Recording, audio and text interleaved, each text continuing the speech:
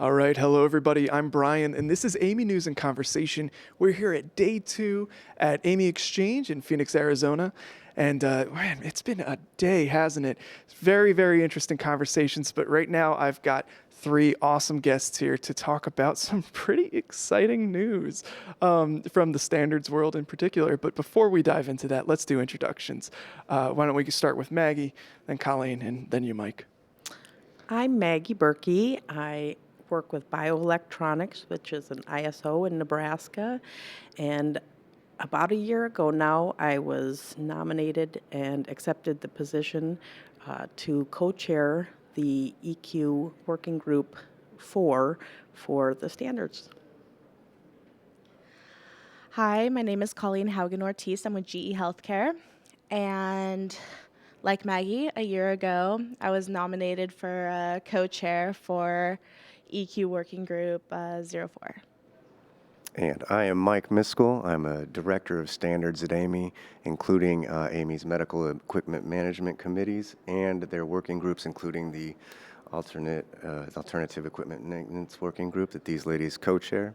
And I actually wasn't appointed to my position on staff until about 6 months earlier than that, so 6 months prior to them, so we're all just kind of learning and working through it together, but it's been wonderful. So I'm sure our viewers have realized that's what we're going to be talking about today is the work of EQ04. This is a really interesting group because we're talking about alternative equipment maintenance. Is that right, AEM? That's funny you should ask. We've actually had a few reiterations of the title because it's been addressed both ways with our regulatory bodies. So alternate equipment management is how CMS phrases it, Yeah. but Joint Commission and several other bodies have titled it as alternative equipment maintenance. So yes is the answer. AEM is for sure right, so that's what I try to stick to. That's great. But isn't that what standards is all about? We find definitions that everyone can agree on. Absolutely. So it sounds like the answer is yes and both for now. And it took about an hour or so for us to get to that point. That sounds like standards development in a nutshell. Yes. But you know what? That's kind of the theme of this discussion too, because the document that you guys are going to be releasing very soon, I hear took a record short amount of time. It was a smooth process. So we're going to go into that in a little bit. We're going to talk about how that happened. But first, let's talk about the document itself. Mike, what is the title of this document? The title of the document is AEM. Currently, it's Alternate Equipment Management in Healthcare Delivery Organizations.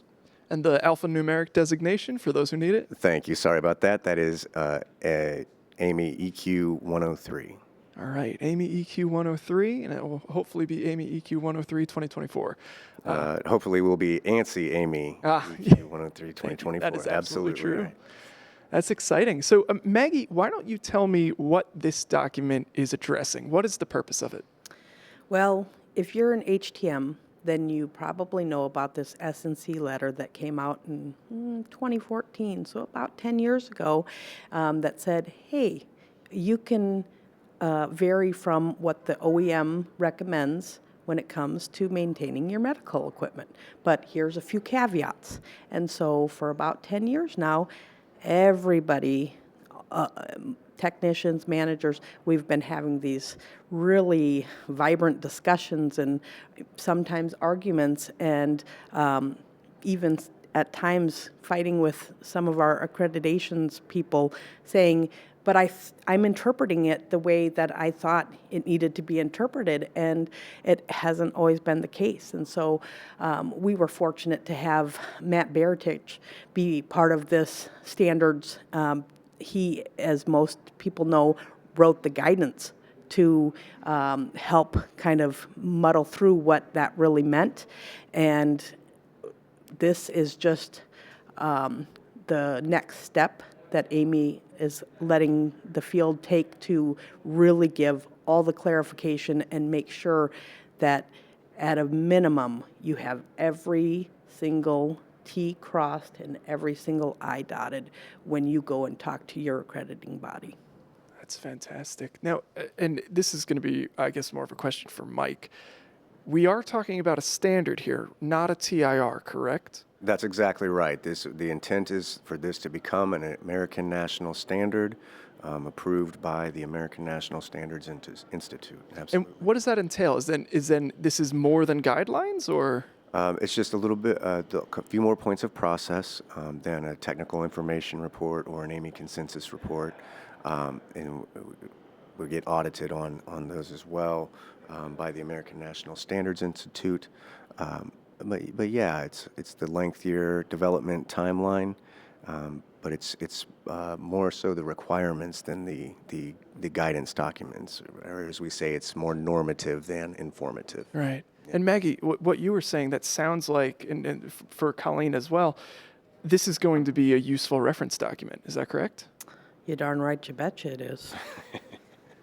We were clear from the very get-go that we have a very diverse group of people on this committee, and these task groups worked relentlessly to ensure that this document was going to get it right, so that we didn't have to question at the end of the day when we're shutting off the lights in the shop. We know that our equipment is maintained and managed properly, period. Yeah, that's awesome. Colleen was telling me that this document, basically, as soon as the first draft was complete, it only took a year after that to get where we are now, where it's about to publish. That is incredibly fast. So how did that happen? Tell me, who was responsible for this? Oh gosh, I would say just everyone in the group that donated their time. You know, we had people that were willing to meet twice a week, quite often, and sometimes work for longer than an hour. You know, we would put an hour on the meeting on the calendar, and some of them would be willing to stay on for 2 hours, you know, talking this through and trying to get this done. You know, they worked tirelessly, and there were some that even took maybe parts of it and worked on it on their own and then came back to the consensus group with it. So it was, you know, the amount of work, volunteer hours and work that went into this, it was just astounding to me. Yeah. We have such a passionate group of people. Tell me more about the group of people themselves. We have both of you who are well-known, you know, equipment technicians yourselves. Colleen, these days you're representing industry side of things. Maggie, you're more so, I guess, the HTM department, boots on the ground, right? Correct. So who else did you work with to get this done? So I got to give a shout out to George Mills, because he kind of was the one that put it on the table and said, we need this standard. And so from that, Mike actually helped us recruit some people from industry, and some people had already kind of expressed interest in being part of this creation of this document. And I would say that we had people that I think we've already said all levels, and really I would want to give a shout out to people like not only Matt Beretich, but Ethan Hertz and Dustin Telford, Dean Skillicorn, people that have had Britt. really, Britt and Dennis, Yes, that Britt brought, and Dennis. they not only brought, you know, input for the AEM, but also Guidance that, for us. yeah, that standards guidance. They've had this history in standards development, so they really were so good about holding our hands through this process and making sure that we were doing it right. Oh, Yeah. that's so cool. So We had such good feedback from them, and honestly, Maggie and I were both new. You know, it wasn't just like we joined at the same time, and so having that kind of mentorship was just absolutely, perfect for us to. Yes, Yeah. I give all the props back to that committee, because they really did the work. We just kind of facilitated the conversations. And I would say to put a little more explanation on how we got it done so quick, is I think we talked right after the Amy conference last year and said, this was needed last week, so we've got to just push it and push it and push it until it's done. And here we are. I'm so And, proud. You know, that was the rigor that we pushed for, but no one pushed back. That's right. You know, That's right. they were all willing to jump on that train with us. Yeah. And even when we had our meetings over 1 or 2 words, I can tell you that I didn't feel like that was a waste of time. I felt like that was us getting it right. It was us making sure that it was going to make sense to everybody, anybody, everywhere, anywhere. That's important. I mean, that's what standards are all about, right? That's the whole purpose of having a standard. And this sounds like a standards development done right. You had representation, end users, industry. Even there, I know there were regulatory representatives on this committee, but it was a pretty small committee, like 60 members, something like that, something small. Less than that. Yeah. Less than 25, 30 or so. And I can tell you that almost every one of them would come to almost every meeting. Yes. And so of the, that of the, too. the little task group. Sorry, not the little, but the more focused task group meetings outside of the working groups. I've never seen participation like that and the desire to get it done. And like they said earlier, you say you fight and argue. I mean, it can get contentious at times, Oh, certainly, yeah. but there have been many times where I that's- wanted to take a couple of them, put them in a closet, and say, "You guys work this out and come out with Yeah. and let us know what you want," because we were fine either way. We just wanted them to work it out. And that's the point with consensus building, though, is if we're all in agreement all the time, then nothing great is going to happen. But when you have those different voices and that great cross-section of these users and industry, and of course having regulators and general interest sprinkled in there, that's when you're going to help build the greatest things, in my opinion. Well, and evidence of that is just that when we put it out for committee draft vote, 100% acceptance. No, And nobody. 3 comments, Yep. 2 that were withdrawn. Yes. Amazing. So I think that's a testament to we really tried to be that consensus body while we were walking through these working groups. So what? Sorry, and that 3rd comment was changing an or to an of, or vice versa. It was Yeah, it was pretty like a impressive. typo. It was just a Yeah, typo it was that an she editorial. caught. It was a simple That's the kind of editorial. comment I would make. Okay, yeah, and Yeah. you can't blame the editors. So, what is next for this document? So it's going to come out, obviously, sooner rather than later. But how are you going to measure success with it? Well, that's a great question. That is a great I think measuring success, can I just kind of put that on the back burner for a Sure. second? Because we just finished up our meetings yesterday, and we jumped right into the conversation where it was, well, now we need a TIR, a technical information report. There is a next because step here. now we're need to get into some of those weeds and really make sure the boots on the ground understand that there's a lot of ways to implement an AEM program, and we're going to give you a few examples, and we're going to make it easy, as easy as possible to get it right. And just to go into, again, the passion that these people have, the moment we mentioned a TIR, everyone was raising their hand. Everyone's like, I want to be a part of that. I want to be a part of that. And it was just astounding. So we're going to set new records. This one's going to get done in, 3 weeks? Fingers crossed. One can wish. No. Sorry.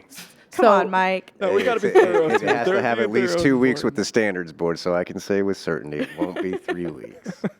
But next steps, I think, will be having those conversations. We've already started them with Herman McKenzie from the Joint Commission, and investigating and collaborating with any of our partners, such as CMS. We would love to have their input so that we know if it. And we've really tried to stay true to that. That if we can get them to adopt this, then everybody will feel satisfied at the end of the day that they've got nothing to worry about. Because And from the get-go, too, uniformity.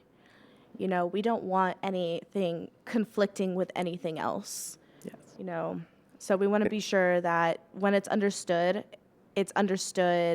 by everybody, and they're not getting conflicting information from somewhere else, and then everyone's confused. So that was like one of our main things, is I wanted to compare what we were doing to things like what's currently out there, EQ56, EQ89, making sure that the documents were all uniform with each other. What does CMS currently have out? What does Joint Commission currently have out, on this subject? So we can be sure that we are not conflicting. Yes, common language is a big Well, that DS. sounds then almost to be the answer to my question of how you're measuring the success. Easy adoption, fast adoption. It sounds like that's very possible with this document, so I look forward to seeing that happen. Yes. I You mean, won't have to obviously, wait long. sales data is great. I'd love to see what kind of training may be able to come out of this from fruition, but That's true too. I don't know the answer to your metric question, but whatever the answer is, I look forward to seeing them, and I anticipate that it would be positive. Well, Colleen, Maggie, Mike, thank you so much for joining me.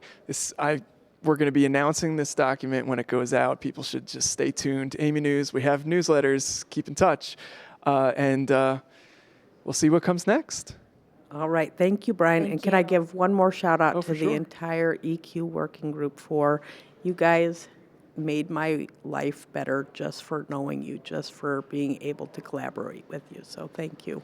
Yes, thank you to everybody. It was as smooth as I think a standards committee could go. I think it is, and I've heard you all give a lot of verbal bouquets to the work group, and I wholeheartedly agree, but I just have to commend you once again on both of you for your direction and leadership through it all, your patience with me in the process, and you all were incredible, and I appreciate your dedication and spending those long hours on there for the task group stuff too. You all And are thank you, awesome. Mike, because again, we were all coming into this new, even yourself, only 6 months in. So, I mean, we were all on a learning curve together throughout this whole thing. So, What an adventure. for sure. Well, thanks again, guys. Thanks, Brian. Thank you, Brian. Thanks.